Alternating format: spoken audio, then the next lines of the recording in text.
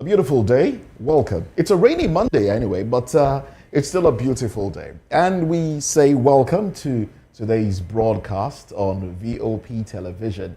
I am Moses Humphrey. And of course, we have quite the package this morning for you. So let's just take you through the lineup, all right? INEC de-recognizes Abure-led Labour Party faction, rejects SDP candidate for by-elections. Betray Tinubu and you will pay for it. Onanuga threatens ADC Interim National Secretary Rauf Aregbesola. And also, my one-term vow, sacrosanct. Peter Obi pledges to serve only 4 years as president. Now, these, of course, are the main menu this morning. But we have some side dish as well that we'll be dishing out to you. So just stay with us as we get into the show proper.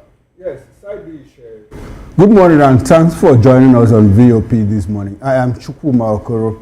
Well, away from those major topics, like Moses said, there's side gist that will make you also happy. And beginning from Plateau State, a women's group, in Plateau State has threatened to protest naked over the recurring attacks and killings by suspected Fulani militias, especially in Birom communities. The group, under the aegis of Birom Women Development Association, who made the threat in a statement on Saturday, also declared that the ongoing violence in the state is a clear case of genocide and not a result of farmer-header conflicts, as widely believed. While in a statement signed by its president, Abigail Banga, Bueda demanded immediate and decisive action from government and security agencies to stop the relentless bloodshed in the state.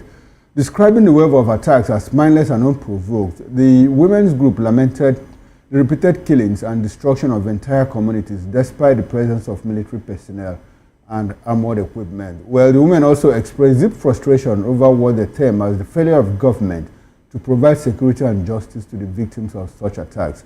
They criticized the government's resort to condolence visits and palliatives instead of a firm, decisive and long-term security solutions to avoid the violence as unfortunate. Well, the women group have said it all in the statement that they put out. It becomes worrisome when people try to take their own protection into their hands. We have said this several times.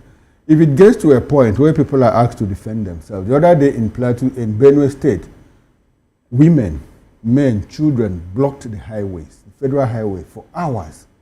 To do what? To protest the killings in their land. And they said, look, we want to go back to our ancestral homes. People have chased us out. We are told that they are not Nigerians. We are told that they are what and this and that. And yet we have a government that is unable to protect us. What is that supposed to mean?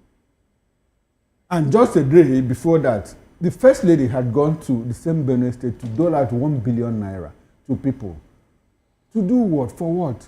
Does that take the place of the ancestral homes? We are asking questions. Why is it difficult for this government to go there, use the military, use force and say, look, the place you are occupying doesn't belong to you. You have changed. Government is convenient for the government to build IDP camps. Meanwhile, it's not as if you don't know the homes of these people. These people do know their homes, but those homes have been occupied by strangers. And we have a government that keeps quiet. And nothing happens. We have security agencies, we have military. The women said something. They said that these things happen within earshot. The killings happen within earshots of military formations. And what is that supposed to mean?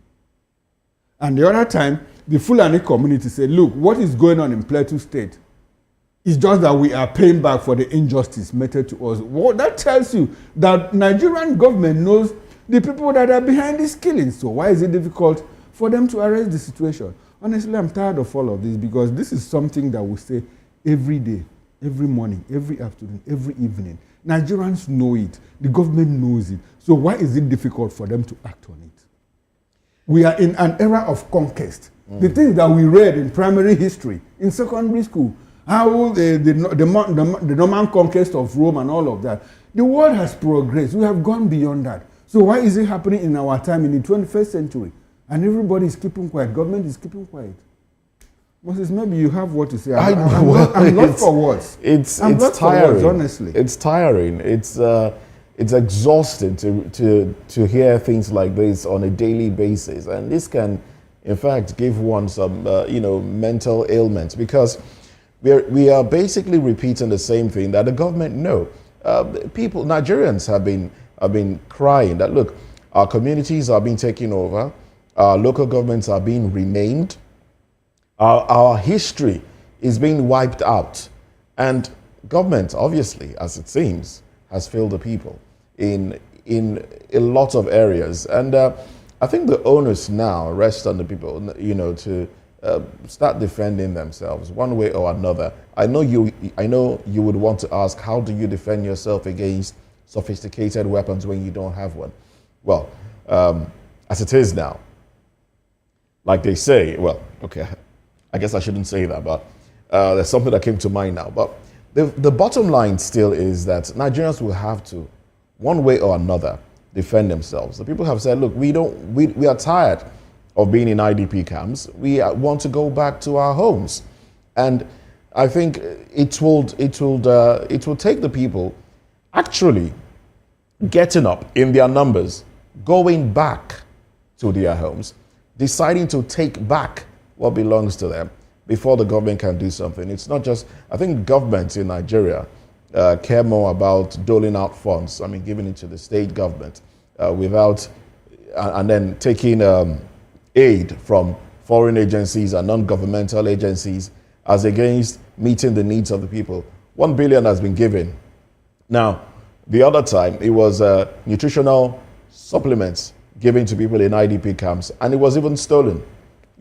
These things were stolen and replaced with stones. So you see cartons.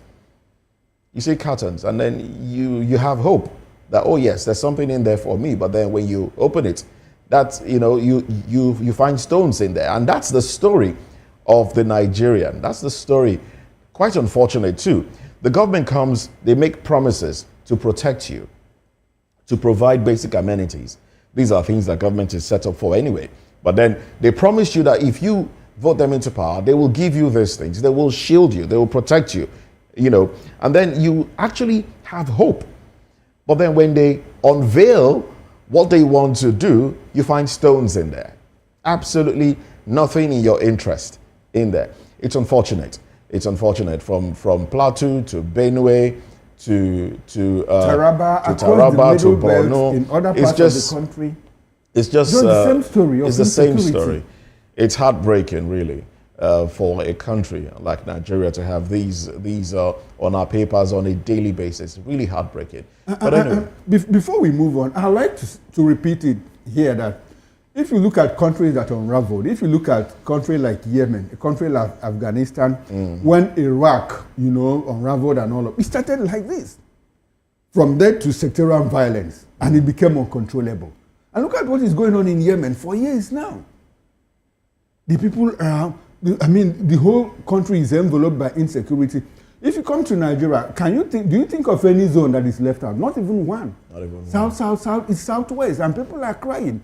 Yet to have a government that finds it convenient, to just go on politicking. The promises of our leaders have failed us, but Nigeria as a country has not failed us. Nigeria has not failed us. It's up to us as a people, to reinvent ourselves. Look at Nigeria. Massive population with a very active, youthful demographic that is supposed to be an asset. Look at the ocean shorelines with unimaginable aquatic splendor. We have the very well-educated diaspora community. So what are we looking for in terms of mineral resources? We have it. It is simply the call of leadership. I think our problem is that of leadership. And until we get to a point where we have someone who is able to drive this leadership, we'll simply be doing a circuit show, and it's quite unfortunate as a people. The politicians are more interested in who stays in power, who gets what, and that takes us to our very next story.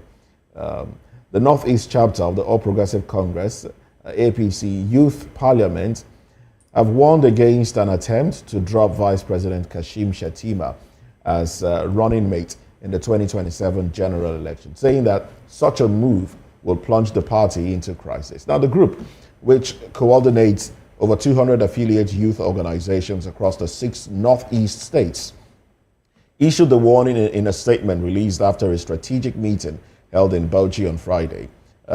Now, the communique, when it was read out, said the chairman of the group, Alhaji Kabiru Garuba Kobi, said there are growing signs of internal maneuvering by what he called mischievous elements within the party, plotting to remove Shatima from the ticket. Now, he warned that ignoring these cracks could lead to the kind of internal collapse that affected the PDP in 2015. Kobi alleged that the push to remove Shatima was being disguised as party restructuring, but described it as a calculated move that loyal APC members across the Northeast would firmly resist. The youth group also expressed concern about the spread of what it described as covert alliances aimed at undermining Shatima's role in the current administration, despite his leading role in managing the economy. Interesting. Under the Renewed Hope agenda. Okay, he truly has managed the economy. Sorry, which economy? We see how which the economy are we is. talking about?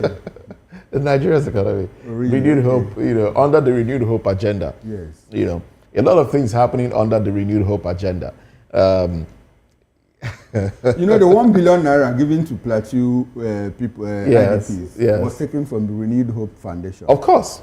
So they are doing well. A lot of things are happening. A lot of things, this morning I was going through the papers as well, and I saw 712 billion naira for the renovation of Terminal 2 at the Lagos airport. Still from the Renewed Hope, coffers. Yes. And it's... So who does the funding of that foundation? Of course, money's from... Well, for that one, for the 712 billion naira, which of course is even more than the budget, the aviation budget. Aviation budget is 71 billion.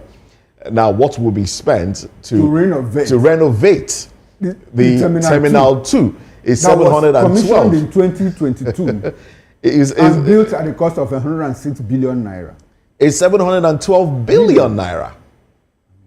Do they take us for fools or what? So you start to, and it's from the Renewed Hope. And I learned that is coming from monies recovered from subsidy removal. Okay. Yeah, so I think a few of it. And the Nigeria Sovereign Investment Authority, that basically was renamed, Renewed Hope something, the presidential Renewed Hope.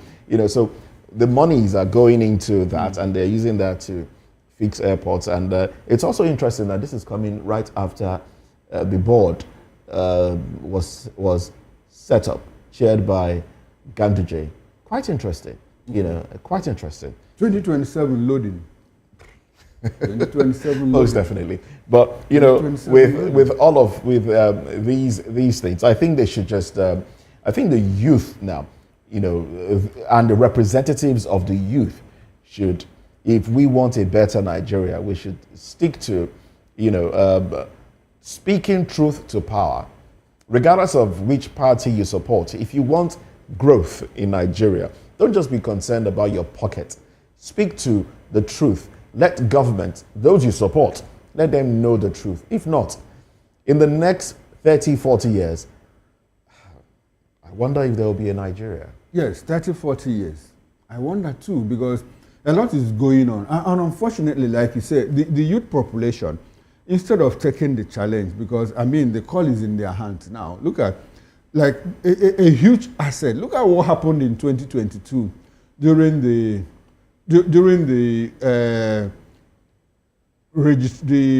validation, during the INEC registration exercise, which is ongoing now. I think it will start on the 7th or 8th of August, So now the youth should take advantage of that. Look at the momentum they drove in 2022. Shortly after the NSAS project, the youth took it upon themselves and said, look, in 2023, this is what is going to happen. And they went out en masse, to register to vote. And they did all of that. I think at last count, we had 98 or 93 or 98 million registered voters in Nigeria. But unfortunately, out of that, less than 20 million voted.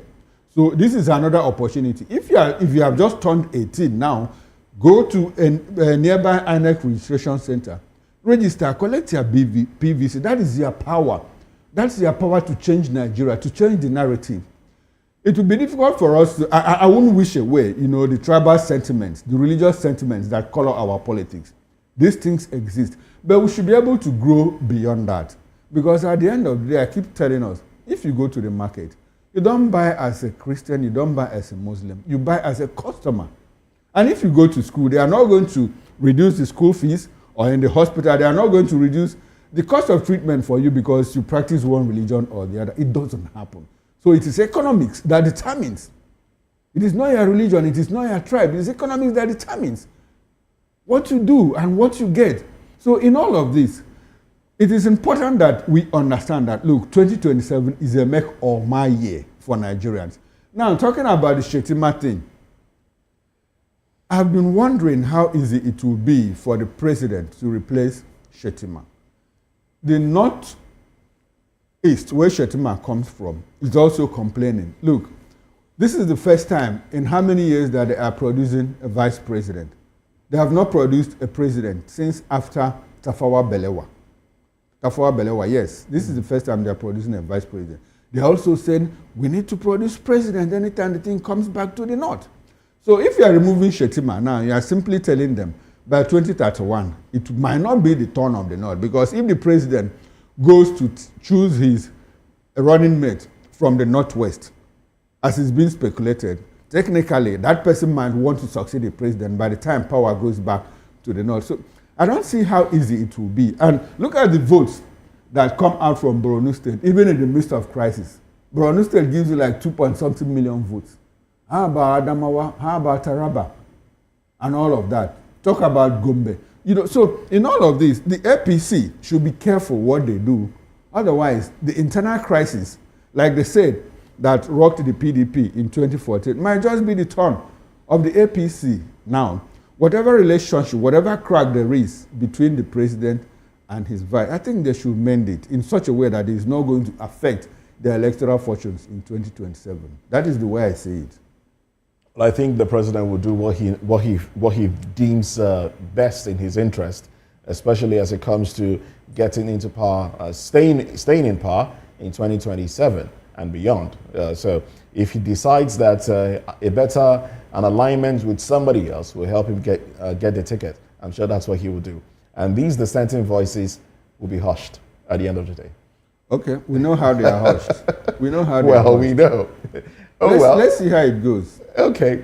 Now, the tenure of Bayo Ojulari as Group Chief Executive Officer of the Nigerian National Petroleum Company Limited, NNPCL, may soon come to an end, according to fresh allegations of money laundering and political funding controversies rocking the oil firm. Now, although unconfirmed reports claimed Ojulari had resigned, insiders told journalists that while no official resignation has been tendered, only a miracle will keep him in office at this stage. Now, according to sources, President Bola Tinubu, who appointed Bayo Ojulari just 4 months ago to replace Miliki Yari, is reportedly livid over damning security reports detailing questionable financial dealings linked to the NNPC boss.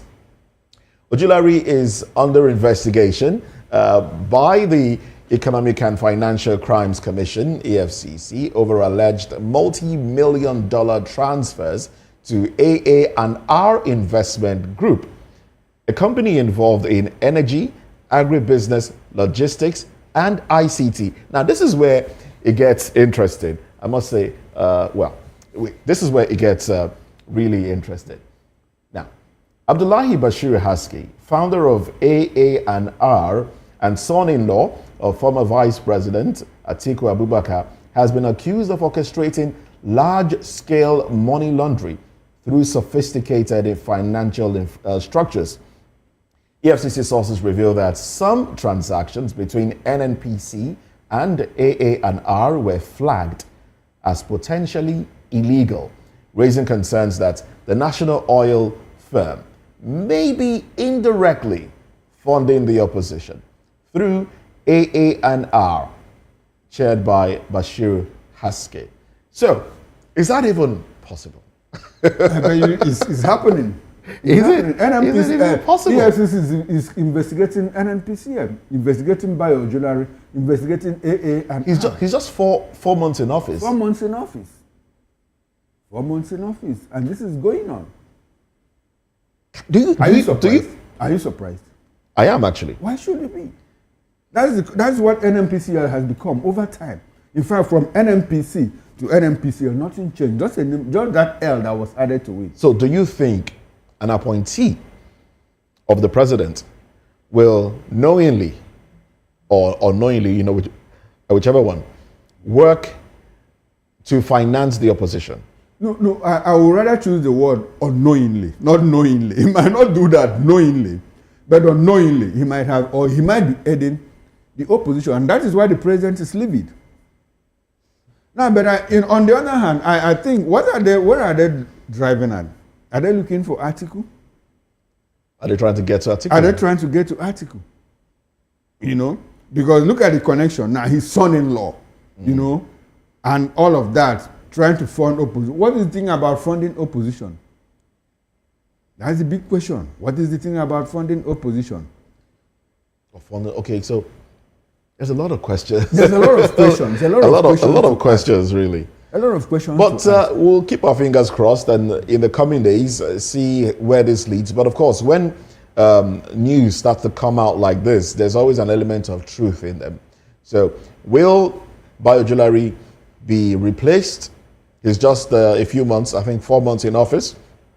If he's replaced, that will be, according to my record, the shortest tenure for an NNPC boss in Nigeria. That will be some history.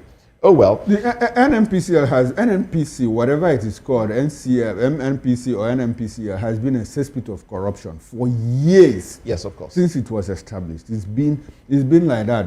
Special purpose vehicle for governments to dip in their hands, take money for whatever reason they like. And are you surprised that the accounts have never been audited for the past 20 years? Oh yeah, that's horrible to even imagine. And at one point, they come to tell you we made a profit of 6.7 trillion naira. And we used the 3.7 trillion naira for overhead costs, salaries and all of that, travels and all of that. And after 2 months, we heard that they're owing 6.8 trillion naira, So how do you do? And look at a certain 210 trillion naira. It's been investigated by the National Assembly. Mm-hmm. That's same NNPCL.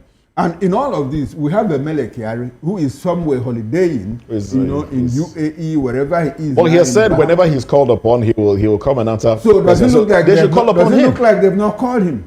Well, if they have, then they will let Nigerians know that they've called him.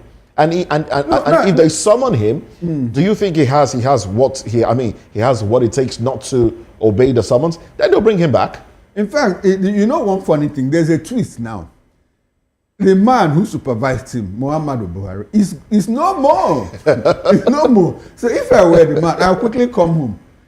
If you ask me, I'll point to one direction. If you I'll point to the same direction. I'll point to the grave. I'll point to the grave. That is it. That's what's going on. So that 210 trillion naira, let's forget about that one because that one is gone with the wind. And that is the way of Nigeria. How about the $12 billion oil windfall? Have we heard anything about it today? The characters are still alive. Nobody has ever been questioned. Nobody's career has been damaged. Instead, they are up there dictating to us what happens in our own country. But we're still chasing Diazani, hopefully recover more. And you know why the issue is being chased? Tell me. I won't. I won't. Okay. Oh, well, these are the conversations Nigerians are having on social media and everywhere else. In the buses, Nigerians are asking questions. What's happening to our monies? What are you doing with our monies? But I think we should take these questions really to our governors because when it comes to allocation, the governors are getting more. So start asking your local government chairman questions with what they do with your monies. Ask your governors what they do with the monies. And then we'll come to the president and ask what they do with our monies. Because these monies coming out of Nigeria, and Nigeria is still, you still have millions of poor Nigerians, then something is wrong with us. There's a problem somewhere. And I don't know, I know we'll talk more about the 712 billion naira for the aviation thing. Yes. We'll talk more about it, but it's interesting that National Assembly, did not approve that money. They did not approve that money, and they are basically unaware of how that money came about. But it's been approved. This is not the first time. It's not the first time.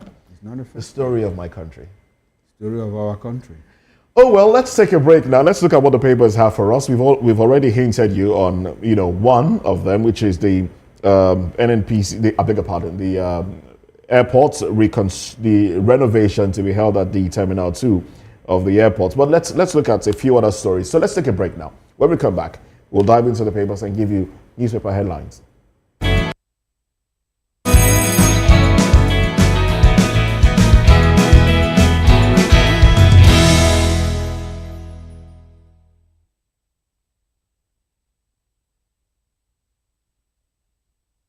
In a world where truth is the ultimate power and opinions scream the loudest, it's time to wade through the noise.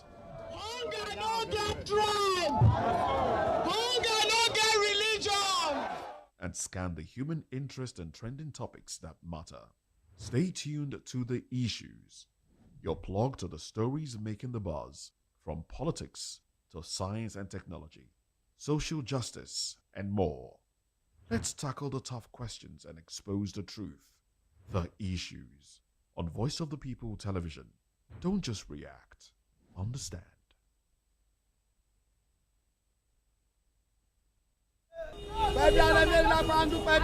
Good morning.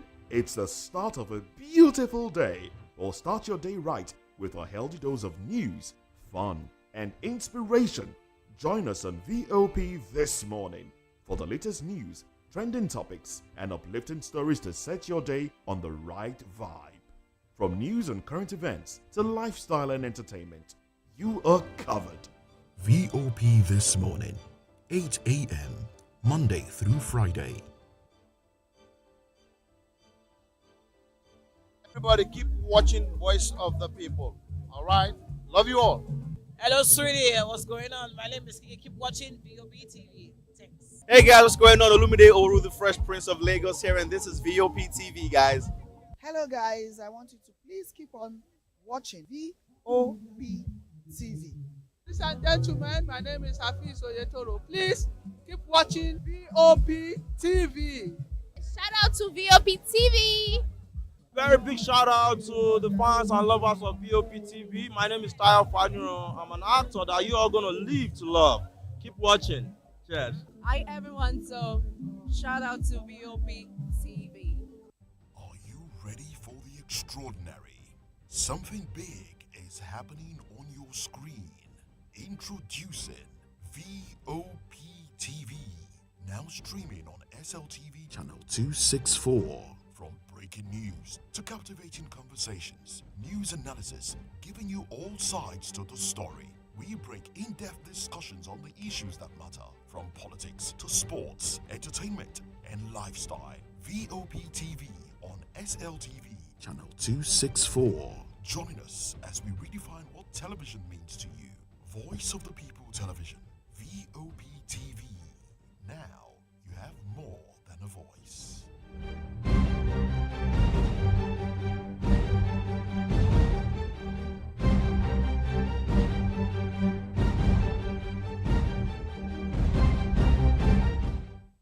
The red carpets, awards, the razzmatazz, music, fashion, interviews, and more. Spotlight on Voice of the People Television. Let's feed you with all the juicy stories in the global entertainment space, bringing you the glitz and glamour as it dey hot. Stay tuned to Spotlight, 1 p.m. Monday to Friday. Spotlight on VOP.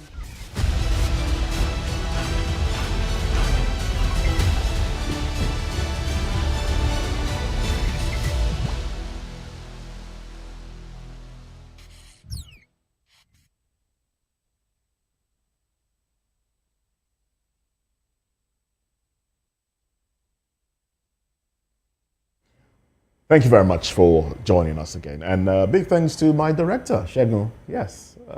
He's been a good director this morning. Okay. Well, let's get to the Punch newspaper now. The Punch has these headlines. Window headlines here.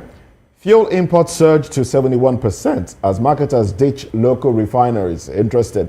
2027, Obi's one-term presidency gambit sparks political firestorm. Oyetola vows sweeping reforms to end boat mishap as committee submits report. And then under fire, Kiyamo defends 712 billion naira airport revamp. It's been approved already. I don't know what is defending. Okay, and then we have a first hold code demonstrates resilience with robust half-year performance, grows gross earnings by 18.1% to 1.7 trillion naira. All right, 2027 tensions. APC kingmakers scramble to quell state-level uprising. Factions, legal battles, grip party strongholds. Party upbeat over crisis in Lagos, Rivers, Benue, Bayelsa, others. For some reason, I think after 2027, APC will disintegrate. That if it stays intact before. If it stays intact before 2027. Yes. Okay. 220 oil blocks abandoned amid debt, crude crisis. Striking doctors cripple Lautech hospital operations. Those are the headlines on the cover page of the Punch newspaper. And now, quickly, let's launch through the Guardian newspaper. On top of the masthead, you have a Fetch Holdco demonstrates resilience with robust HR performance. Gross earnings by 18.1% to 1.7 trillion naira. Now, the window headlines. Tension deepens at NNPC as reforms. Power struggle split stakeholders. AME ADC slammed Tinubu's 712 billion naira MMIA renovations as misplaced priority. Falana urges federal government to fund welfare programs, not luxury projects. And now the big story. Slow digital integration, rivalry NSW's odds ahead of Q1 take-off. That story is on page 6. PDP leaders split on Jonathan Obi for 2027 presidential candidacy.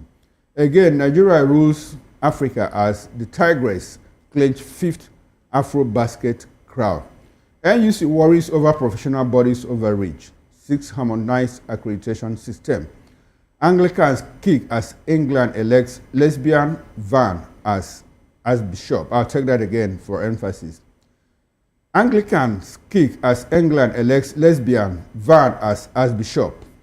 And the bottom strip headline, NMA raises alarm over unsafe doctors' quarters at Lagos Hospital 2 years after elevator incident. And that's it from the Guardian newspaper. All right, and then that's how far we can go on newspaper headlines. But at 10 o'clock, newspaper review proper. We'll go deeper. We'll have more headlines for you, and we will be breaking them down. So stay with us, and it promises to be an interesting ride. Up next, INEC de-recognizes Abure-led Labour Party faction, rejects SDP candidate for by-elections.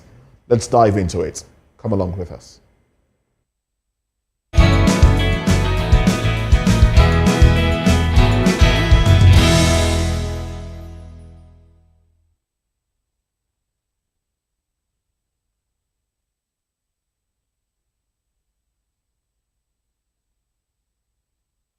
Hi, my name is Tosin Mohammed. I'm a gospel artist. Keep watching VOP TV. Almighty Father, you are the mighty Redeemer. We've come to worship at your feet, oh Lord. This is Ayotunde Adejimo, chilling with you on the Voice of the People TV. Don't touch that remote. You are where God wants you to be. Listening to the Voice of the People TV. The Bible says we should give thanks in all circumstances. And all circumstances include the good times and the bad, the high times and the low, the times when everything look as if they are going well, and those times when Enugbe, the ground is dry like the sand in the desert. Those times when you feel like giving up, you should give thanks still. My name is Jeff Melu, and I'm a gospel poet. And you should keep watching VOP TV. Don't touch that dial. Yes, sir. Kábíyèsí Olúọ̀run, we were born to give you twale, to give you worship. People of God, you are watching Voice of the People TV, and my name is Flo rocker. I encourage you to listen to things of the gospel, you know. We live in a very perilous times where there are some things you watch on television, you will lose faith, you will lose God. Keep your eyes on Voice of the People TV and remain blessed. Flo Rocker says so. Kuzoshi. Everybody keep watching Voice of the People. All right? Love you all. Hello, sweetie. What's going on? My name is Kiki. Keep watching VOP TV. Thanks. Hey guys, what's going on? Olumide Oru, the Fresh Prince of Lagos here, and this is VOP TV, guys. Hello, guys. I want you to please keep on watching VOP TV. Ladies and gentlemen, my name is Hafiz Oyetoro. Please keep watching VOP TV. Shout out to VOP TV. Very big shout out to the fans and lovers of VOP TV. My name is Nat'L. I'm an actor that you are going to live to love. Keep watching. Cheers. Hi everyone, so shout out to VOP TV. Are you ready for the extraordinary? Something big is happening on your screen. Introducing VOP TV. Now streaming on SLTV channel 264. From breaking news to captivating conversations, news analysis, giving you all sides to the story. We bring in-depth discussions on the issues that matter, from politics to sports, entertainment, and lifestyle. VOP TV on SLTV channel 264. Join us as we redefine what television means to you. Voice of the People Television, VOP TV. Now you have more than a voice.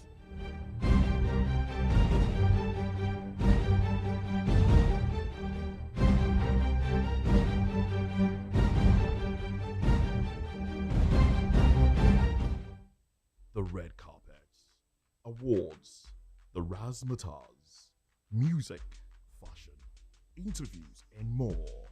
Spotlight on Voice of the People Television. Let's feed you with all the juicy stories in the global entertainment space, bringing you the glitz and glamour as it dey hot. Stay tuned to Spotlight, 1 p.m. Monday to Friday. Spotlight on VOP TV. Entertainment like never before.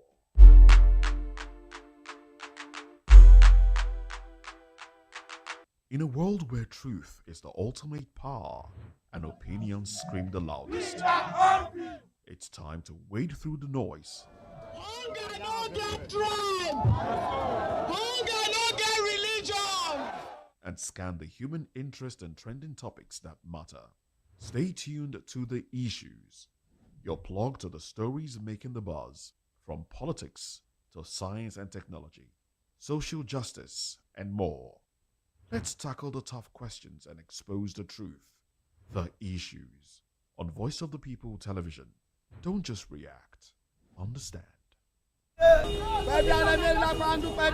Good morning. It's the start of a beautiful day. Or start your day right with a healthy dose of news, fun, and inspiration. Join us on VOP this morning for the latest news, trending topics, and uplifting stories to set your day on the right vibe. From news and current events to lifestyle and entertainment, you are covered.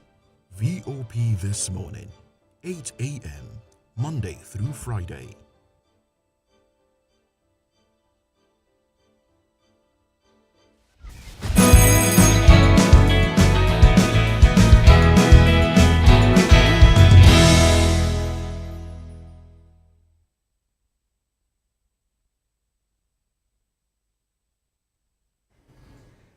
Well, thanks for joining us again, and we do apologize for starting slightly later. We had to, welcome Fina, who's been away. She just came back. Fina, good to have you back. Senior Moses, thank you. I missed you. I missed you too. We have missed you. I just came back. I just got back.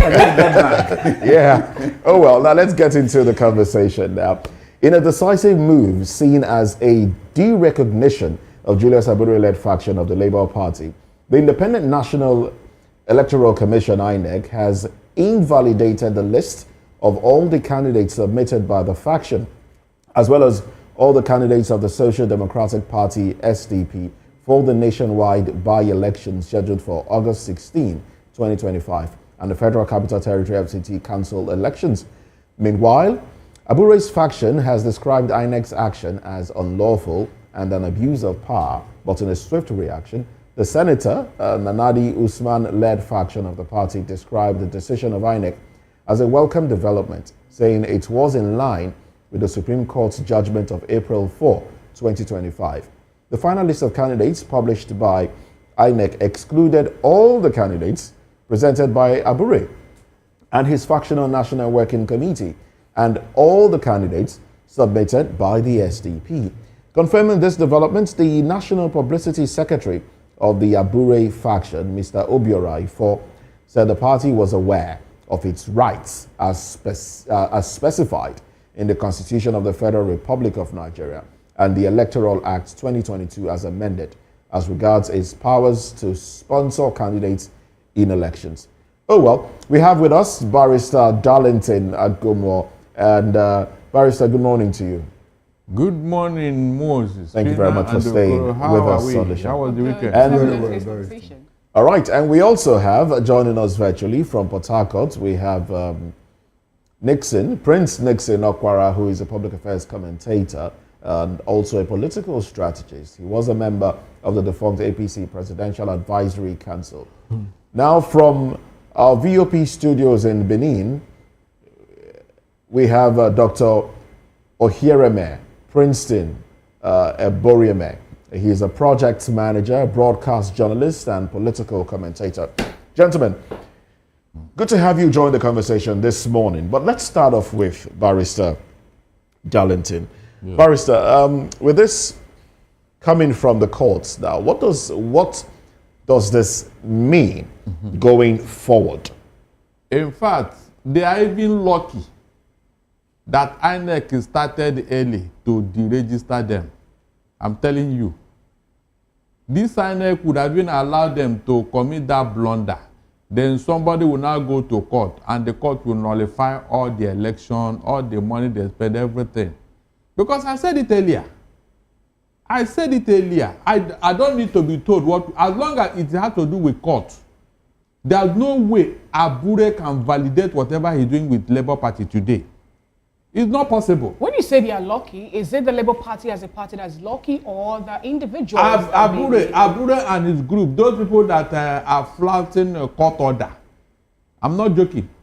They are flouting court order. So I don't need anybody to tell me what will happen at the end of the day. If they have gone on with that election, somebody will just go to court and then nullify everything they have done. The court will admit their concerns. The court will admit. Remember what happened in Rivers State in 2019? Remember? Where APC did not participate in any election from presidential to the state assembly because they did not follow due process. Remember?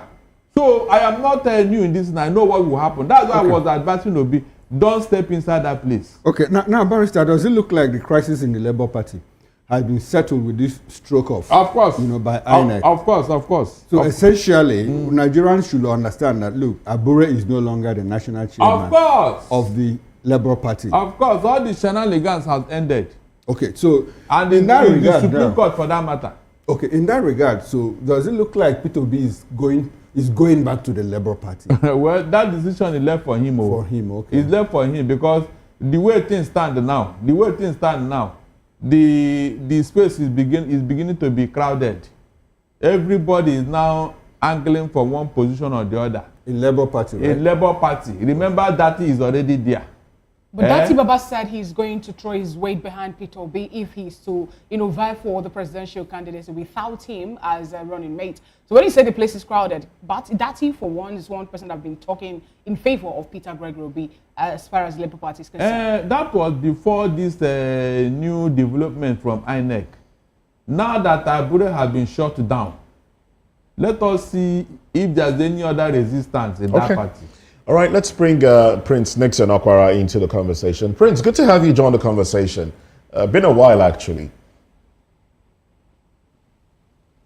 Good morning. Good morning to you. Very well, thank you. And how are you too? Hope you're good. I'm very good. Hope it isn't raining cats and dogs where you are. But good to have you join the conversation, like I said earlier.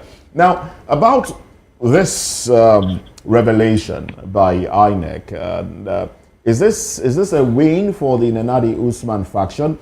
What do you see play out as we approach 2027? Because we know that Dati Baba Ahmed recognized the Abure faction when he held meetings with them, trying to reconcile the different factions in the party.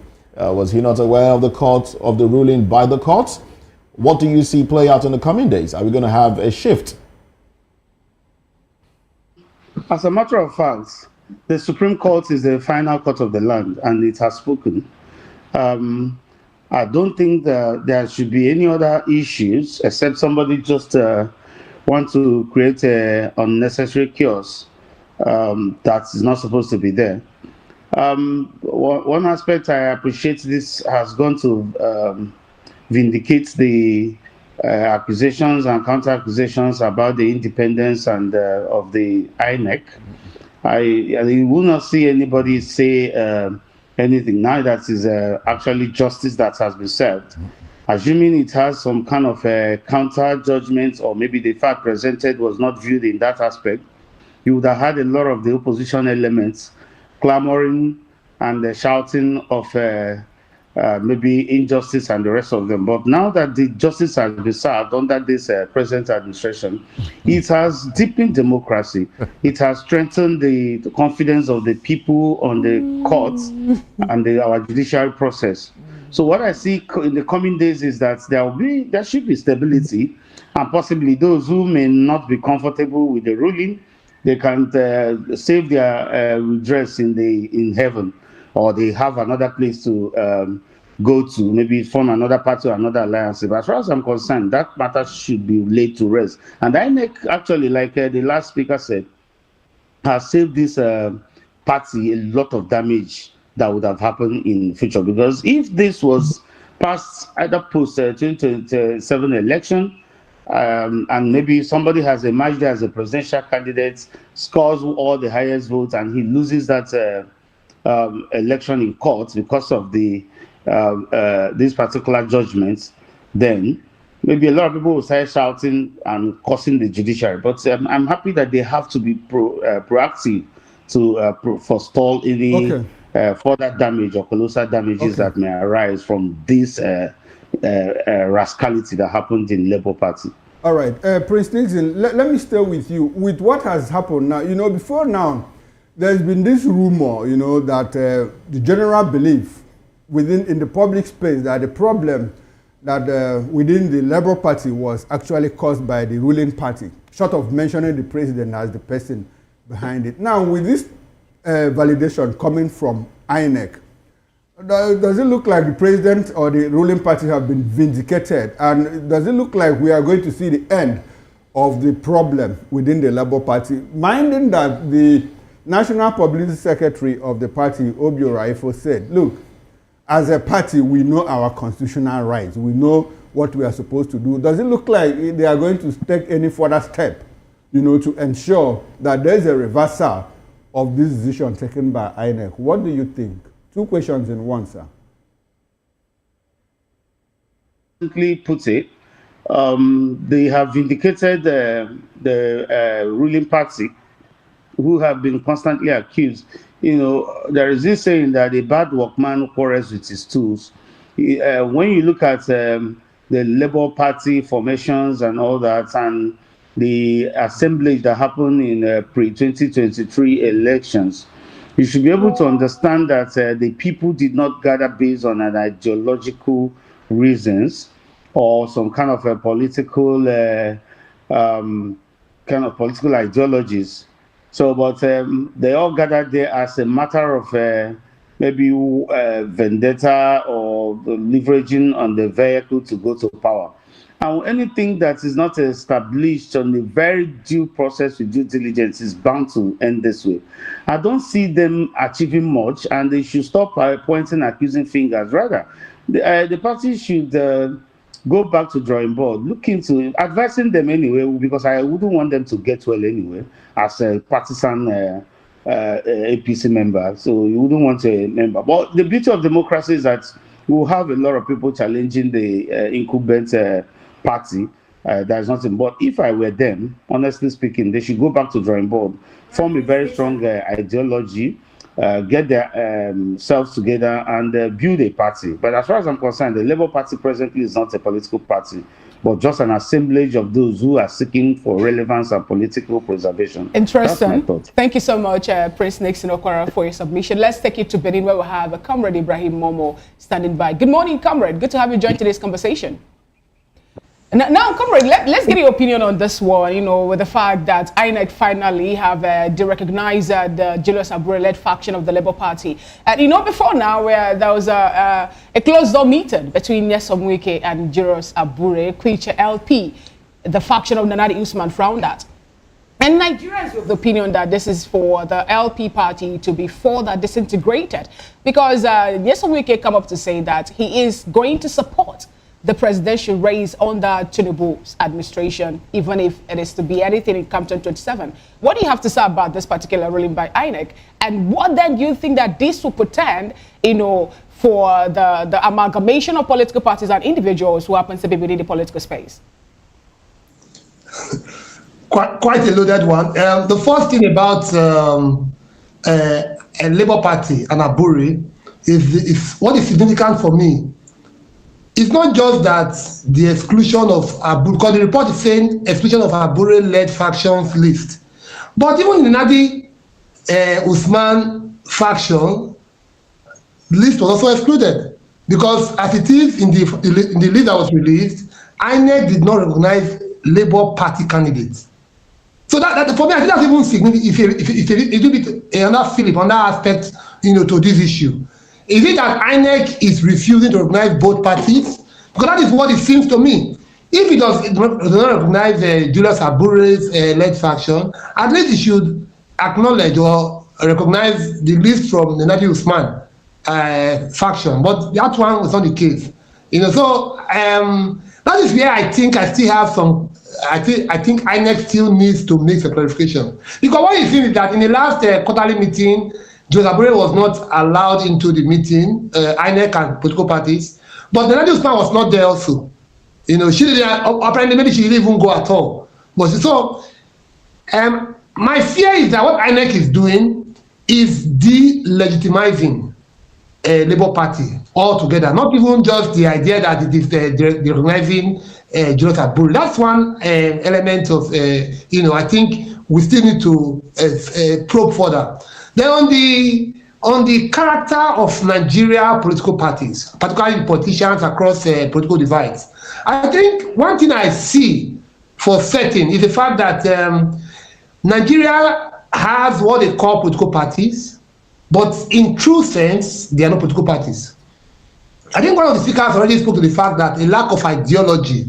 You know, one of the key contradictions between political parties is their standpoints on core issues, core national issues. Nigerian political parties, writ large, lack ideology. And then even now comrade, before you go on, is it a party that lack ideology or individuals? Because you know that we have the PDP that happens to represent the Democrats, and we have the progressives under APC and APG and all that. Is it the political parties that lack ideology or individuals who participate or who actually, you know, cross carpet to all these parties? You know, in the context of politics, you know, the politicians are subsumed under political parties.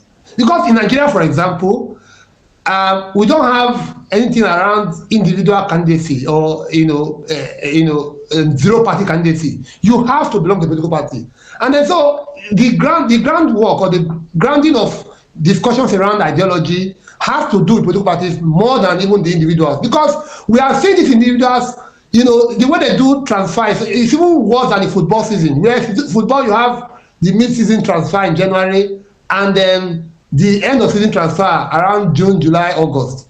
But in Nigerian political parties, you can sleep today as a member of a particular party and wake up tomorrow in another party. At what point do you think Nigerian or politicians in Nigeria, decided to bring in together the ideology part and individual gains over the fact that we saw before now, prior to independence, political parties in Nigeria and their candidates and even people who belong to the parties have ideology.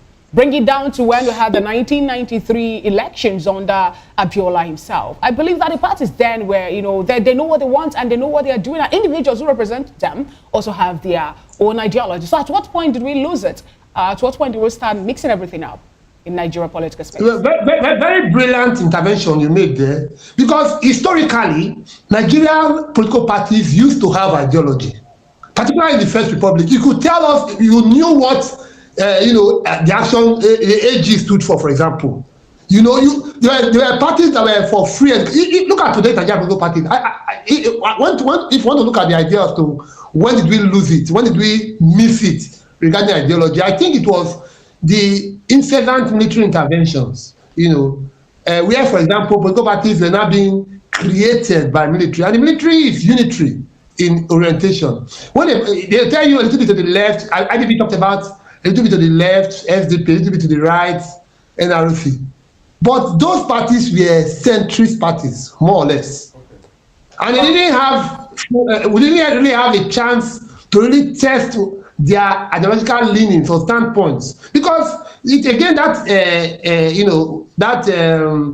epoch was truncated, even again by the military. So, Abacha in this particular instance. So, I think that it was the military that created this, first of all, created the groundwork for the, ideology, lack of ideology of political parties. And then the character of politicians in Nigeria today, with all due respect, I think that more often than not, the kind of people we throw up are not the best, are not our first 11, if you want me, if I may. All right, thank you very much, Comrade Ibrahim Momo. I like the fact that you ended this thing with the kind of people that we throw up. And let's come back to the studio here, where we still have Barrister Darlington Agomo. Barrister Darlington, the kind of people that we throw up, I would like for us to interrogate something that is happening. Now that there is a possibility that Obi will come back full swing to the Labour Party. And like I said, something is happening within the polity. With the ADC negotiations and all of that, Obi had said, look, I'm going to do only one term and move on. Now, his state governor says, look, anybody that tells you that, look, any politician that tells you I'm going to do only one term is telling you lies. And Obi said something, Obi replied, let me just put it out there. According to him, my one term, 4-year vow is sacrosanct. One of the greatest American presidents, Abraham Lincoln, served only 4 years. Yet his legacy endures as a model of principled leadership. Another iconic figure, John F. Kennedy, did not even complete a full term, yet his vision and ideals continue to inspire generations. In Africa, Nelson Mandela, revered globally as a symbol of justice and reconciliation, chose to serve only one term as president of South Africa. Despite immense public pressure to stay longer, his decision was a deliberate act of leadership, a statement that power must serve the people, not self, indeed. All right. Can we hold on to that? Because that's our third conversation, actually. Which is? This conversation. Yes, this conversation about the one term, two term, one term. Yes, one term. Okay, the barrister wouldn't be there, so I would like to have your brief take on that. Okay. Now, let me tell you, I will advise Obi to stop talking ahead of time. If you check very well, Soludo was not referring to Obi. Go and listen to the context of that statement. Okay. Okachukwu said he would take one term in Anambra. And Soludo is telling him that, look, if you take it will alter the political permutation in Anambra. That was why he said that thing. Go and look at it. He didn't mention Peter Obi. The only thing that it was a coincidence that it has to be when Peter Obi was talking about one term. Because if you go and look at that statement, that campaign, whatever, Soludo was not referring to Peter Obi specifically. But now, Peter Obi have replied ahead of time without even looking at whether it is for me or for Okachukwu. If it is for Obi, Soludo wouldn't have said it will alter the political permutation in Anambra. That after him, Anambra Central will take. Go and look at it. So, that's why I say it's not for him. Then two, Obi saying that he will take one time and start making reference to John F. Kennedy, Mandela and all that. Mandela served one term just because of ill health. It's on record. John F. Kennedy was killed in office. It's on record. So those permutations does not add up because it's not even in our constitution. It's not there that you must serve 2 terms. The constitution recognizes that you serve 1 term. So why are you talking about it? That you serve only 1 term, as if you are entitled to 2 terms. Okay. But you want to take only 1 term. All right then. Those questions does not add up. It doesn't. It's just that we are progressing in infamy. Okay. Some of these conventions is affecting our polity. That when you enter office, you must have 2 terms. Even if you are not doing well, you must have the 2 terms. All right, thank you very much, Barrister Darlington Agomo. I appreciate the fact that you had to take your view on this matter. I understand that you have some other thing to do, that we need to excuse you. Thank you very much for being part of VOP this morning. Today, my Monday, pleasure. My pleasure. And to you, Ibrahim Momo and Nixon Okwara that joined us virtually from our outstation. We appreciate your presence and we'll encourage you to stay with us as we get into the next topic of discussion. We'll go for a short break now, and when we return, betray Tinubu and you pay for it. Onanuga threatens ADC Interim National Secretary, Rauf Aregbesola. Join us again.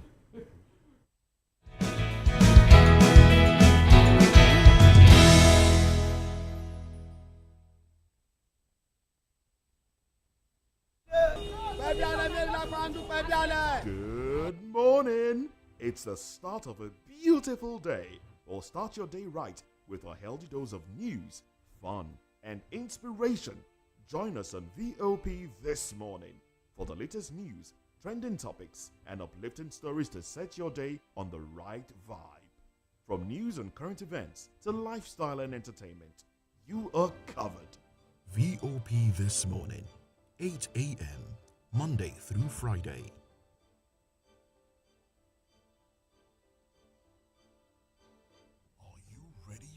Extraordinary. Something big is happening on your screen. Introducing VOP TV. Now streaming on SLTV channel 264. From breaking news to captivating conversations, news analysis, giving you all sides to the story.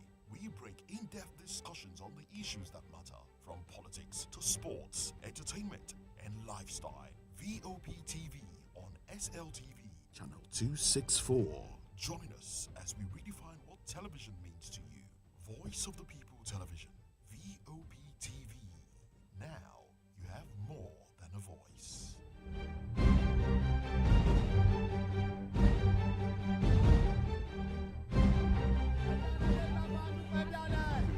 Good morning. It's the start of a beautiful start your day.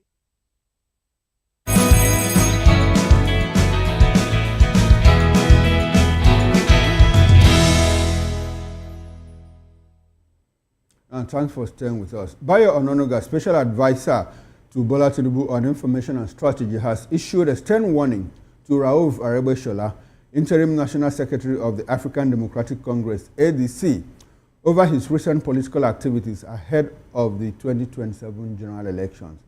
In a fiery tweet, Onanuga accused the former Interior Minister of betrayal, reminding him that Tinubu was responsible for his rise from a struggling party man to commissioner in Lagos and later governor of Osun State. Well, Onanuga described Aregbesola's current alliance with the opposition forces as perfidy, insisting that anyone who turns against the president at this critical time will face consequences, more like a threat. Well, he said no politician could repay good with evil and get away with it, warning that Tinubu's camp will not fold its arms, while former loyalists attempted to undermine the political structure that brought them to prominence. Aregbesola, once a key ally and political protege of Tinubu, recently collapsed his Omoluabi Progressive Bloc into the ADC, where he now serves as Interim National Secretary, a move widely interpreted as positioning himself against the ruling All Progressives Congress in the build-up to 2027. His defection has unsettled Tinubu loyalists, who view it as an act of disloyalty from a man once considered as part of the president's inner cycle. Well, we still have with us Comrade Honorable Nixon, Prince Nixon Okwara, who joined us virtually from Port Harcourt. And in the studio here, we have Mr. Nonso Emecheta. He's a scholar and a political and current affairs analyst. Good morning, Nonso, and thanks for staying with us. I think we also have Honorable Comrade Ibrahim Momo, who joined us from our Benin station. Gentlemen, thanks for staying with us. Okay. Now, Nonso, let me start with you here in the studio. This is more like a threat coming from the president. Like, look, if you people are anybody that has been part of Tinubu's political family and is working against him, then now will face the consequences. Is that the kind of statement that should be coming out from a ruling party? Doesn't it look like a threat? What is this democracy? What has this democracy become? You know, where we see people threatening others. If you do this, this will be the consequences. This is not the first time. You recall what went down between Felix Moka and Peter Obi. You'll be held responsible, or you are going to have the consequences for your actions. You blame yourself for whatever happens and all of that. What does that speak to the kind of political democratic culture that we are trying to build? Thank you. You know, first and foremost, I want to start with the anti-democratic statement by saying that he made him the governor of Osun. For me, what that simply tells us is that the Osun people were not part and parcel of that process, that the President Tinubu imposed people on the, that's the Aregbesola on Osun people. You know, telling us that you made somebody, what that tells us is that you are not a Democrat. You impose somebody against the will of the people. Is it now telling us that the people of Osun State, the Pilomoluabi, did not come out en masse to vote for Aregbesola? In other words, the president is now telling us that in all the states in Nigeria, he has been putting his boys all along against the will of the people. Okay. That's how I'm interpreting that statement. That is what it looks like. That's what it looks like. Because what that tells us is that because of his presidential ambition, he has been, imposing governors against the will of the masses because of the fact that he's trying to gain national traction and dominance across the country. In Nigerian and they call him a Democrat. And again, to answer your question is very simple. You know, people often say that you don't buy the fingers that fed you. But Aregbesola is saying here that, you know what, this is a leprous finger. And when you are being fed by a leprous finger, you will bite that finger. That's the truth of the matter. And again, we should be very, very careful in this country to be able to distinguish between, subjection to political servitude and unquestioning loyalty or allegiance, and principles and what I may call personal conviction. Aregbesola is an ideological based, is somebody that has ideological compass. It's ideologically based, yes. Very, very ideological. No, sincerely speaking. And this is a tabligh, a Muslim of note, somebody who practices his religion. And he felt that, no, as somebody who rebranded Osun State. How much of ideology does Rauf Aregbesola have before he became a protege of Tinubu, from becoming the commissioner to now the governor in Osun State? And then are you saying also on this table that we'll have to rule out the fact that most of the prominent political elites who have in Nigeria are product of godfatherism in one way or another?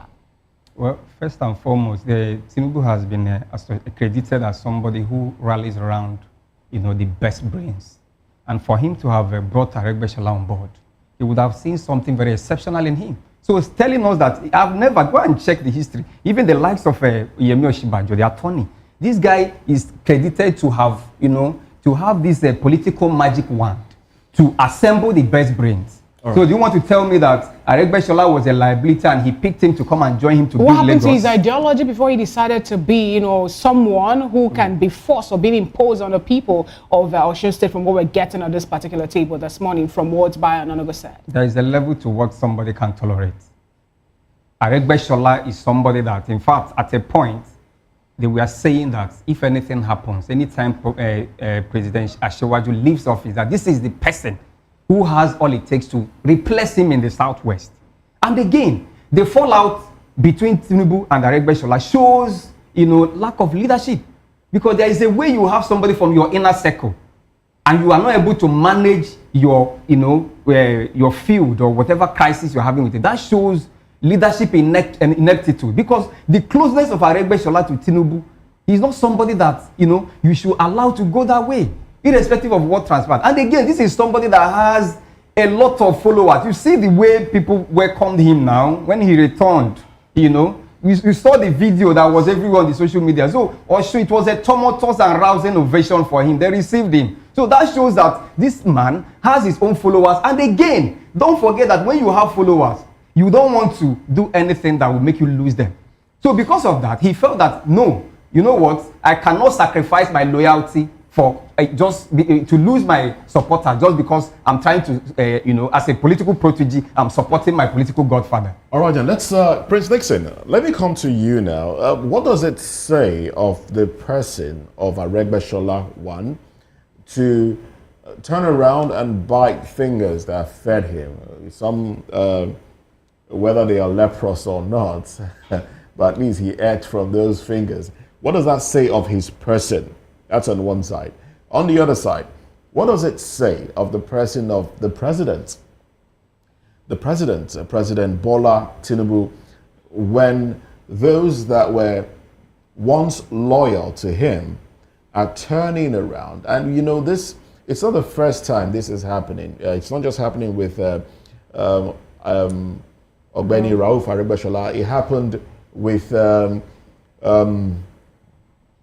Oshibajo, all right? It happened with Fashola in Lagos. It happened with former governor Ambode in Lagos as well. It has happened with a few other people.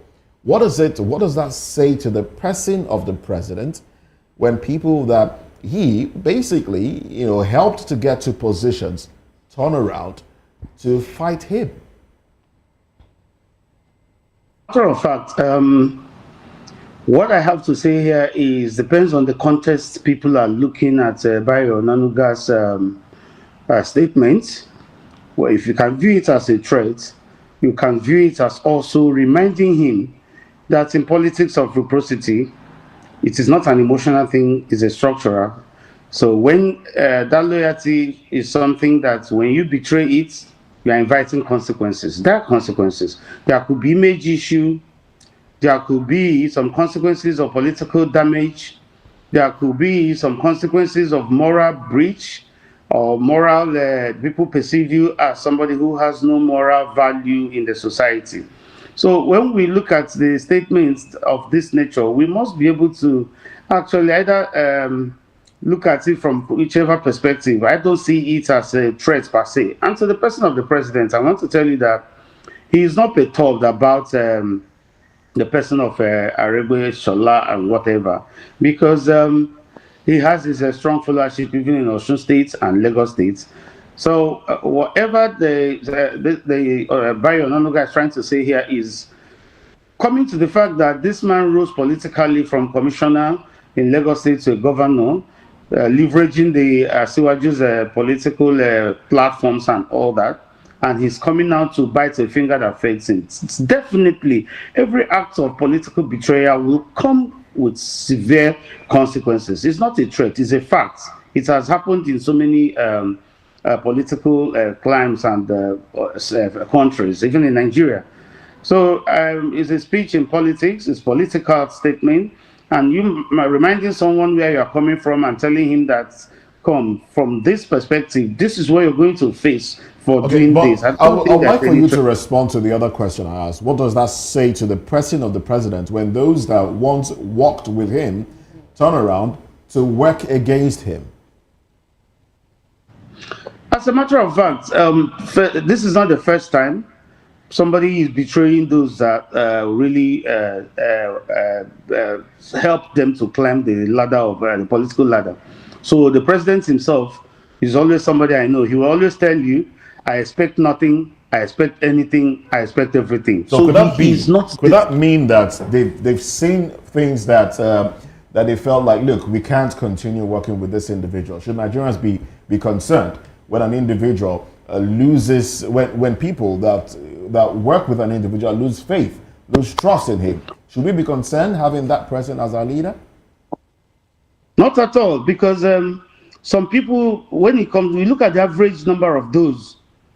Asiwaju still had large followership of those who are loyal to him for so many years, and none of them gone. So if there is one person with inordinate ambition and he wants to achieve his ambition in a different way, it is his personal decision. It does not affect the political family of President Bola Ahmed Tinubu and the perception of Nigerians who enjoys his political social capital in Nigeria. So I don't see that as in having any effect on the person of Mr. President. Now, Prince Nixon, when you say you don't see that having any effect on the person of the president, first of all, you also say that the president is not perturbed. Bayo Onanuga is the spokesperson of the president. He doesn't speak for himself. And he has spoken for the president. And you turn around to say that the president is not perturbed. Why so? And when you talk about loyalty, should one be loyal to a person or to a cause? What is the difficult in understanding or in trying to understand that, look, Aregbesola says, look, the path that you are trading, I don't like it, and I have to chart my own path. Does that amount to disloyalty? Does that amount to betrayal that will warrant a presidential spokesperson to start issuing out threats? I have not seen anybody who described it as political statement. Everybody has said that this is a threat, and it comes out as a threat. So what do you say? What I'm saying here is Bayo Onanuga, apart from being the spokesperson of Mr. President, has also a right to defend and respond to people who make unguarded utterances against his principal. And when you look at it from the perspective Bayo Onanuga is coming, I still maintain that it is not a threat. I see it as a statement of fact. Betrayal begets serious consequences in life. Moral, image, value, and so many things about the person. Political redundancy, and there are dire consequences. So you're saying on this table, Prince Nixon, that even the persons who also, according to what we've seen, history also have it, moved from supporting a particular individual to moving over to the camp of your principal, whom I believe, you support as a sort of APC as a party, that there will be consequences also coming up for them. Because from the appointment that the president or present president also have people whom Nigerians have come up to say that they beat the fingers that fed them sometime in one way or another, joining the camp of the president at this point in time. So are we going to see, consequences now befalling them too? I want to tell you the two scenarios here are not same. One is this. Bayo Onanuga could see his call to serve under the president's, the current leadership of the country as part of service to the nation. While this person, the other person that is Aregbesola, is also trying to find a way in his self-preservation in politics, which I feel has his rights over that. But Bayo Onanuga's coming in to serve with the president currently, leaving his former boss, does not amount to betrayal at any point in time, but could be seen as a loyalty to service. Because once the president is sworn in, he becomes the president of the Federal Republic of Nigeria. He has a right to pick anybody that can do the job, irrespective of your political leaning or your ideology. Okay. He wants the best. All right. All right, Comrade Ibrahim. Let's have your thoughts now, Comrade Ibrahim. Well, I've been smiling through the I could figure. I could figure. Because first and foremost, loyalty is not stupidity. Loyalty is not servitude. It's not senility. It doesn't make you a mad person or that you are now subhuman. Loyalty ought to be to an ideology or to a nation and not to an individual. So we give it to the current president, Bola Ahmed Tinubu. He's a political machine, like we call it in political science. He's somebody who is well grounded in the arts of politics. Yes. But I think it was your guest in the studio, or maybe among the hosts, that made the point explicitly that Tinubu has a very uncanny, he has a very unique quality. He has the ability to pick out the best brains and bring a coalition of good, strong minds or intelligentsia to work for him, and that's why he's up there when it comes to Nigerian politics. He has a knack or the ability to tap the very best from all fields. and bring them to his team. So that if Aregbesola had no value, he would never have gotten that high. Aregbesola was the henchman for Bola Ahmed Tinubu in the largest local government in Nigeria, Alimosho, when Tinubu was governor. Is that a small person? Aregbesola was governor for 2 terms in Osun State at a very difficult time, when states, including Osun, were unable to pay salary, but he still commanded the kind of loyalty that even Tinubu's preferred successor, our current minister for blue economy, could not even garner, which is why that one lost just after 1 term, and Aregbesola ruled for at a difficult time. Ordinarily, Aregbesola would have lost elections because at the time he was even paying half salary or 60, I can't remember, that 50 or 60% salary. That's what he was paying. A very difficult time because he needed to build infrastructure, he needed to modernize Osun. He still got 8 years complete. The one who was getting of course, when President Buhari came, he was funding governors, was giving them money literally so they could pay worker salary. That one could not win the contest. So Aregbesola is no mean personality. So nobody should downplay his capability, if he's rich in politics. The other point to make is that I understand where Onanuga, is coming from. They see the threats that Rauf Aregbesola poses in the southwest. So he could use those kind of very strong words. He used perfidy, betrayal. He even drew on the fact that he's a Muslim and a religious man, even in that tweet. So you could see that I can understand where he's coming from. This is a big fish. But they had this coming. They had this coming. For 8 years that Aregbesola was minister, was it not a persona non grata in Osun when for the 4 years the current minister of economy was a governor, and even to the Tinubu camp? What effort? Even Aregbesola campaigned for the election of President Bola Tinubu. How was he repaid? So I think that they know, even if loyalists want to use kind of expletives or can try to downplay his personality, they know the kind of threat that Aregbesola is. So are you saying that APC at this point in time is jittery? Are we seeing APC, being jittery of this, the ADC and the talks about coalition or even possible measure? In Osun, at least, yes, they are, without doubt. And Osun is said to be the state the president is from originally. So, in the last election, when he won presidency, he lost his adopted state, Lagos. He lost his home state, Osun, in the south. He won all that 4. But does it not? For me, it speaks to, with all due respect, I support Tinubu. I want him to succeed as president. But these are facts that we can, I don't think anybody can contest. Okay. He lost Osun presidential election. He lost Lagos, where he is the godfather. Is something there's something there, even if they don't admit it. Okay. All right, Comrade Momo, I like something you said. You say I support the president. I want him to succeed. I think all of us Nigerians want the president to succeed. You said something about the uncanny ability of the president to assemble best brains and eggheads. That is what we were sold to when he served as the governor of Lagos State. He was able to bring the best brains together, eggheads. Do you still see that magic in him, considering what is made up of his cabinet at this moment?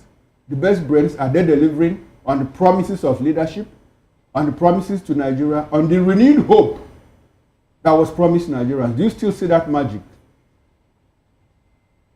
With the Nigerian projects, the presidential issue is a different ball game.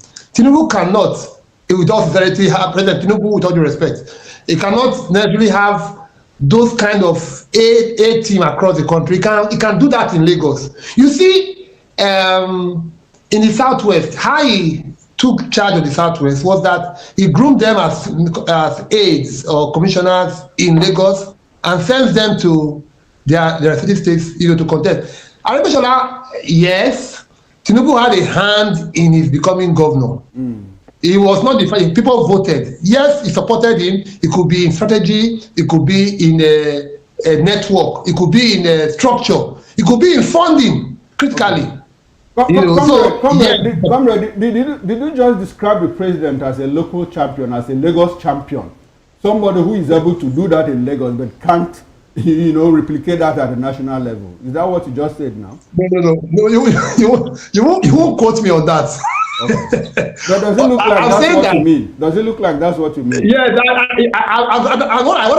you are in line with that. That's a more apt way to say it, but I didn't say it anyway. Well, I didn't call it. But what I'm saying is that with Nigeria, it's a different kettle of fish. He needs, rather than loyalists, alliances. You could see that he had alliance with former governor Umar Ganduje in Kano. He has, with kind of that kind of alliance, you can build loyalty. But you cannot call a Ganduje a Lagos boy. It's not. Even though he had that affinity, that loyalty, that closeness. You could go all over the country. In Edo, for example, where I come from, or where I live and work. The current senator representing Edo North, Adam Shomole, you could say is a loyalist or an ally of the president, but it is not a Lagos boy. In fact, one of the key politicians we have in Edo, Pastor Sage Ifeyamu, he's also a friend and president. But it's not a Lagos boy. Okay. That's what I'm trying to say, that he can have allies across the country, but it's not as if the kind of skinny or people he can assemble in Lagos, he can get it. No. Thank you so much. Thank you, Comrade. Let's bring you back to the studio. Now, Mr. Nusumi Cheta, I asked this question earlier to Comrade Ibrahim. With the statement of Bayo Onanuga happens to be an insider, can we say that maybe the president or the APC as a party at this point in time is scared of the ADC coalition talks, or even a possible merger if that should come up before the 2027 election?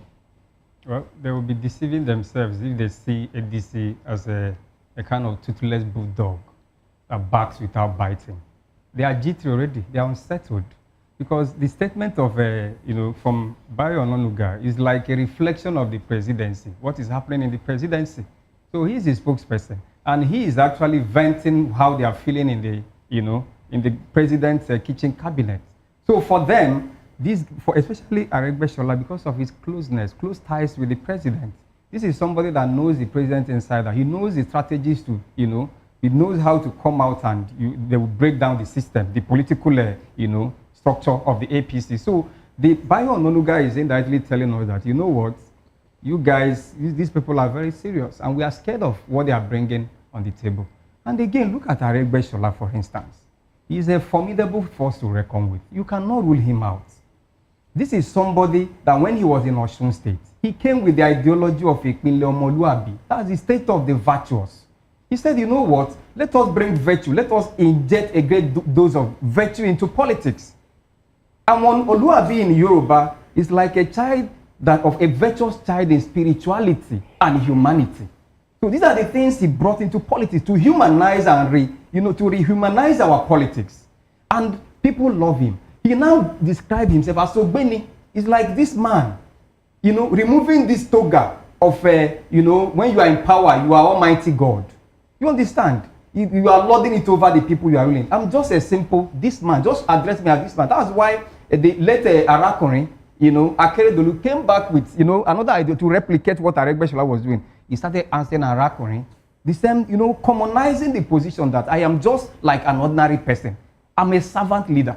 I'm here to serve you. And again, like I said earlier on, President Tinubu knows that this young man has a whole lot of things to bring to the table. And that is what he's going to. He has lost him. He's bringing those, ideas, ideologies. And he has never uttered any word against the president. When you say he lost it, he has lost him. He has gone at this point in time. As an NNPC political stalwart told Nigerians that Nigeria should not be, they shouldn't base their hope on sentiment. That the works of APC, their policies and everything will speak. And come 2027 during election, that let the people go out there to do the voting. Now, are you now saying that the work of this present administration, their policies, the economic policies, and even any other thing we can think of now will not speak for them during the election? Are we not? Are you saying that, you know, the sentiments around the polity now is what is going to cast the vote in 2027? All these policies are mere, you know, for me, what is the price of bag of rice in the market? That's what these policies, you are telling us policies. People are hungry in this country. How much is a liter of fuel? Nigerians are saying that they cannot even have the basic things in the market they cannot afford. What matters to an average Nigerian is to have food on their table. And it's like hellish for them to even see food and eat. You know, ordinary bag of rice during PDP that they are demonizing now. We used to buy bag of rice 7,500.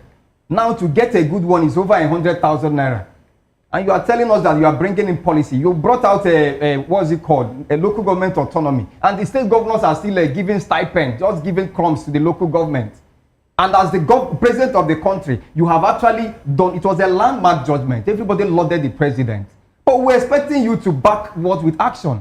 Rather than opening account with the CBN, paying these guys directly to boycott the governors because of his personal ambition for re-election bid. He allowed the state governors to be giving stipends to the local government. And you said, what kind of policies are we seeing?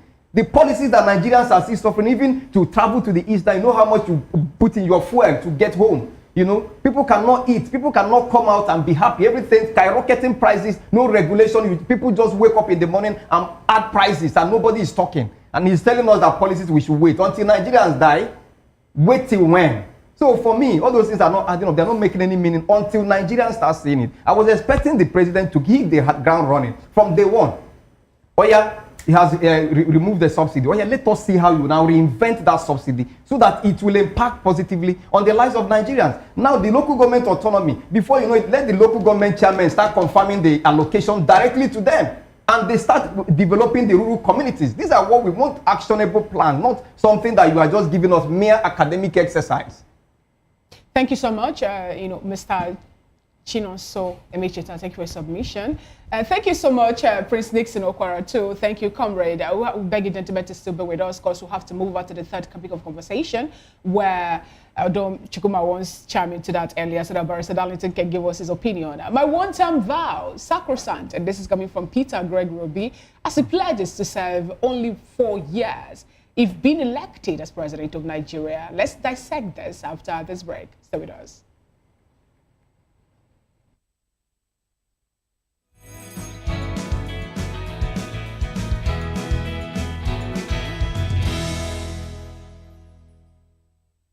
Everybody keep watching Voice of the People. All right? Love you all. Hello, sweetie. What's going on? My name is Kiki. Keep watching VOP TV. Thanks. Hey guys, what's going on? Olumide Oru, the Fresh Prince of Lagos here, and this is VOP TV, guys. Hello, guys. I want you to please keep on watching VOP TV. Ladies and gentlemen, my name is Hafiz Oyetoro. Please keep watching VOP TV. Shout out to VOP TV. Very big shout out to the fans and lovers of VOP TV. My name is Nat'L. I'm an actor that you are going to live to love. Keep watching. Cheers. Hi everyone, so shout out to VOP TV.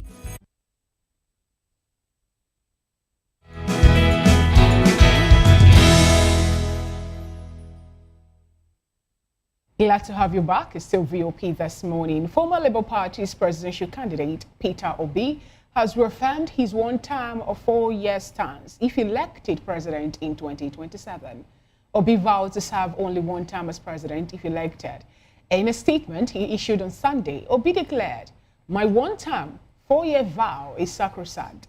The former Anambra State governor noted that those skeptical of his one-term pledge are judging him by their standards. He said, John F. Kennedy did not even complete a full term, yet his vision and ideals continue to inspire generations.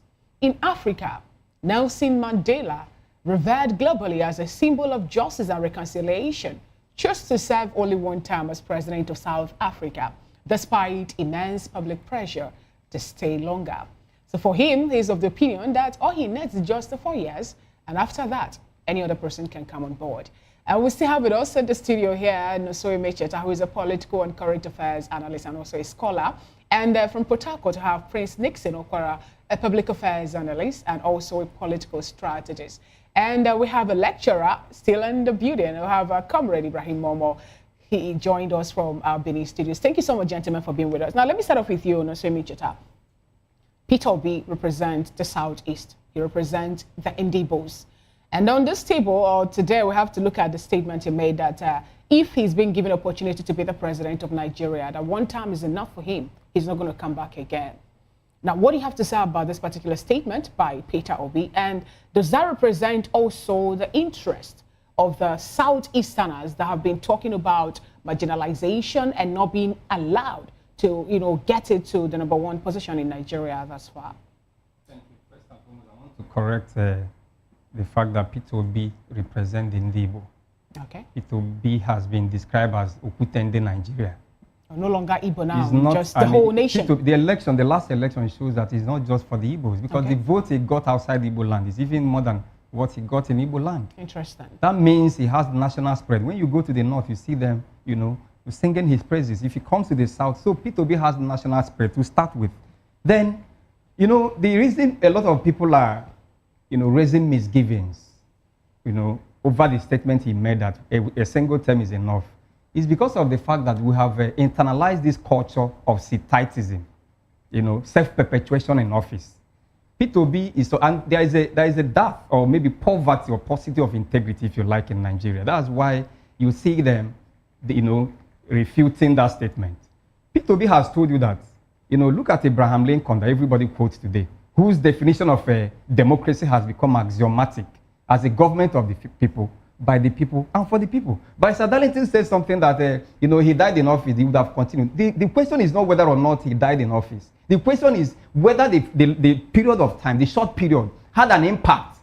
Is it Abraham Lincoln or F. Kennedy we're talking about? He met two, even though Peter B mentioned JF Kennedy, JF Kennedy was in office for 2 years, 10 months, and 2 days. He was inaugurated on the 20th of January 1961 and that was assassinated on the 22nd of November 1963. So John F. Kennedy, he was in office for a short period of time.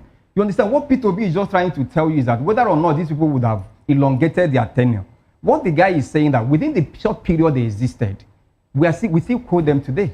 Right. John F. Kennedy, for instance, is credited for the revolutionary quote that those who make peaceful revolution impossible, make violent revolution impossible. That quote has, motivated young intellectuals and the revolutionaries to change the world for better. So what P2B is saying is that you don't need to stay in office. In fact, the longer you stay in office, the longer you teach towards Sithitism and self-perpetuation in government. All right, thank you very much, Nosoi Mecheta. Now, Prince Nixon, I do believe you're still with us. Okay, unfortunately.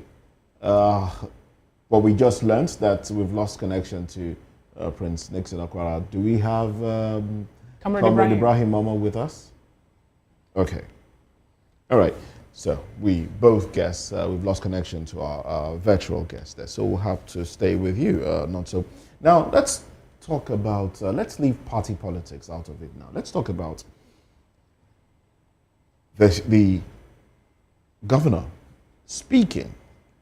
Whether the statement is attributed to Peter Obi or not, but we know it's not the first time that he's saying something targeted at Peter Obi. In 2022, just before the 2023 elections, he did say that Peter Obi would not make any impact because, the votes in the East wasn't even much. And Labour Party, according to him, did not have structure. Regardless of his statement, we saw the outing of Labour Party. But what does this say to the political unity in the Southeast? If the state where Peter Obi, presidential candidate of the Labour Party, hails from, has a sitting governor that is already speaking about not supporting him, who, of course, has also indicated his support for the Tinubu-led administration, though he's in Abga. What does this say to the unity of the Southeast Is the Southeast not, is it not a strength for Peter Obi? Should he be looking elsewhere for political strength? Thank you, sir. You know, I have to say this, and that is the infernal truth, and it's a very disturbing truth about the Igbos, the pull him down syndrome. And the people that pull down are those whose political interests clash with what Peter Obi is doing, not the people. Let us get it clear. The political elites.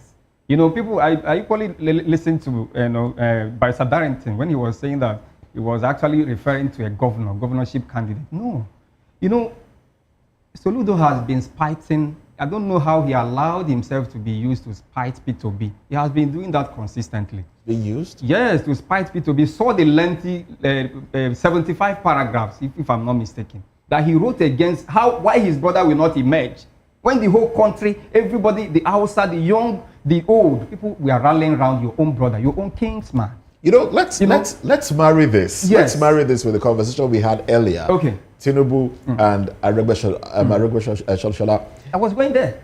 Please take us there because of time. Yes. If you look at Peter Obi, for instance, now, Peter Obi has never meddled with the state affairs ever since he left.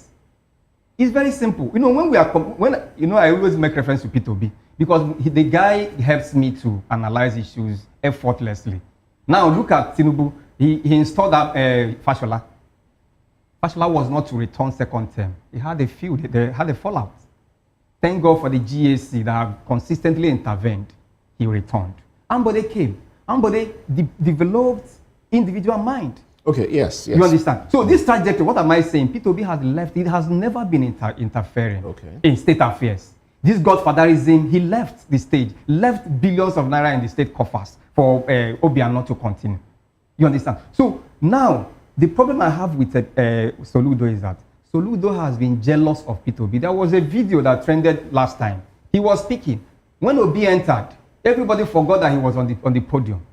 He was even saying thank you. They were telling him, no, we don't thank us. The ovation is not for you. You understand? Jealousy. So he always feels that Peter Obi has a way of stealing his show. And it's very wrong. And this pull him down syndrome in the Southeast, it's not the entire people of the Southeast. The people of the Southeast have identified Peter Obi as a man of impeccable integrity. But because of the selfish political, people in a ruling party, or those that the ruling party are using to spite anybody that is coming to actually disturb or maybe their political hegemony, their dominance in politics. These are the people. So that statement was for Obi. That was why Obi now replied. Obi replied him. Yes, because that statement, take me to yes, the psychiatric hospital. Psychiatric hospital. That anybody who thinks that he can use just 4 years, the person should be subjected to psychological I like the point that you have brought us to now. Yes. Do you think in reality, in actuality, considering the rot in Nigeria, do you think that a man can make impact within 4 years? The impact, even 2 years is enough for Peter Obi.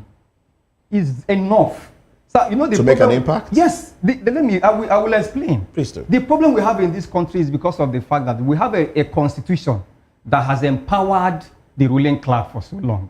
And because of that, I can tell you, in fact, if you ask me, that 4 years they should remove that 8 years. Because when somebody comes the first term, you know what he does? You see the person walking, rolling out agendas and in order to come back for second term. But by the time the person now returns, they will start embezzling money. You see the speed will reduce. But if it is just 4 years, you know that you have 4 years to execute whatever you have. That 4 years is enough. And how will Peter Obi do it?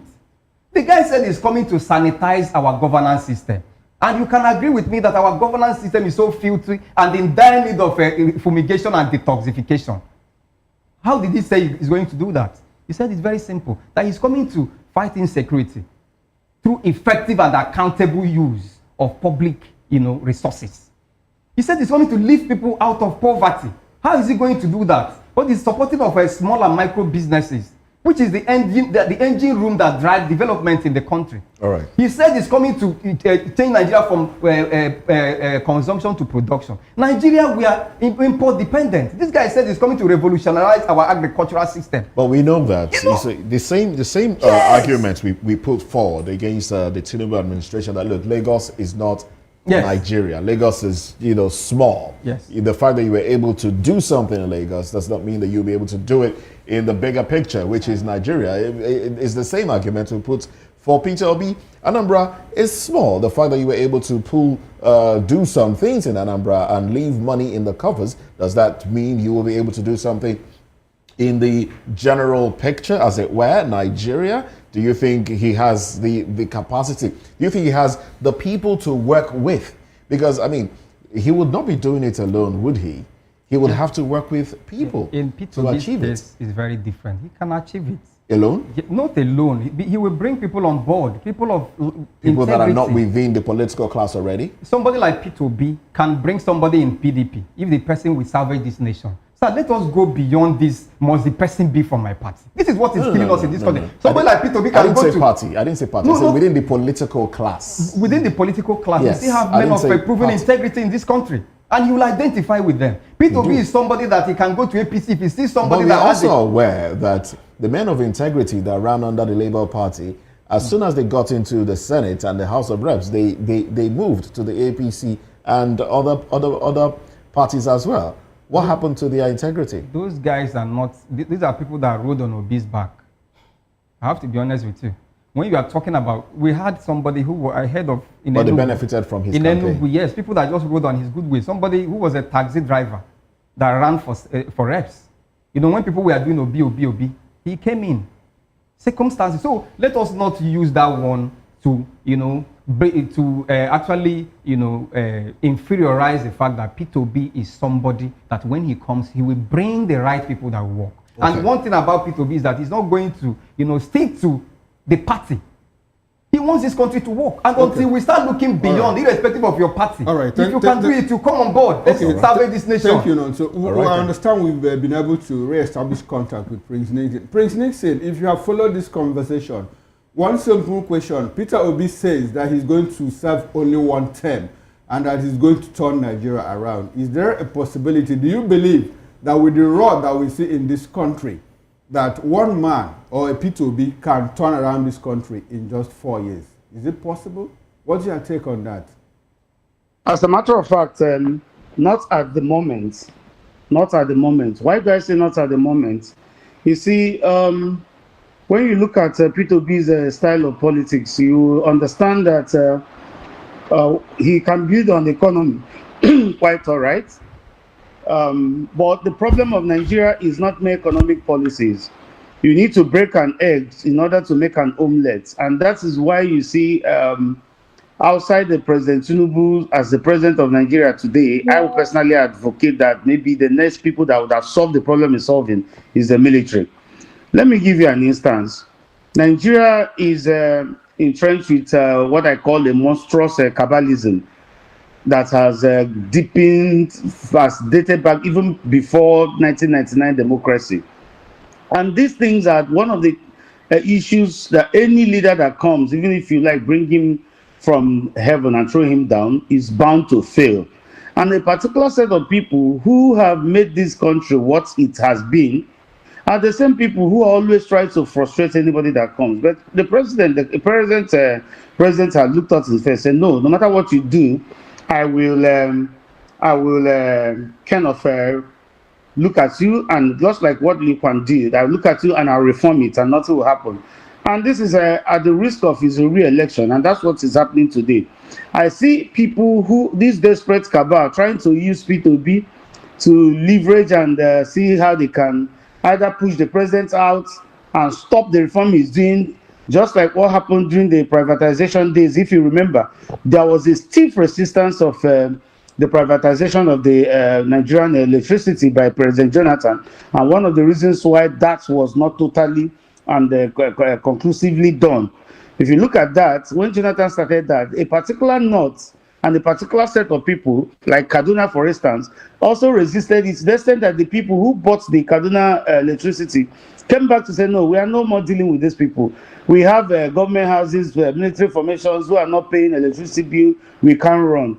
And they have to apply a force majeure. And same thing happened in Yola. So these are the things that the president is looking at. We cannot actively fighting everybody, otherwise 99% of Nigerians should be in prison. So what we're going to do and put up policies, that policy is biting these people.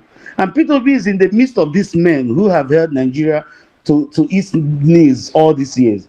Let's take, for instance, El Rufai has been in this process of betrayals and the rest of them. So P2B will not be an exception.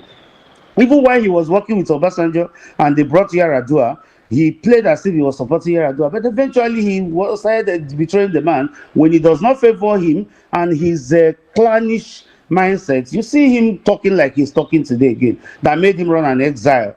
And Jonathan brought him back. What did you see? He came back to start betraying Jonathan. So P2B is not going to be. If I were P2B with the kind of resets, the hard resets the President We're running Tinubu out is of doing. time. We do appreciate you, but we'd like for you to land on your thoughts so we could wrap up the conversation. What I'm trying to say is, if I were P2B, as a matter of fact, he should allow 2027 to be. They just want to put him in the middle of a fight that So he should allow 2027 to be, not contest, and wait for 2020. And that's my best advice for him. Because the coalition he has is a coalition of betrayers, and it's not going to take him anywhere. So he should wait for 2031.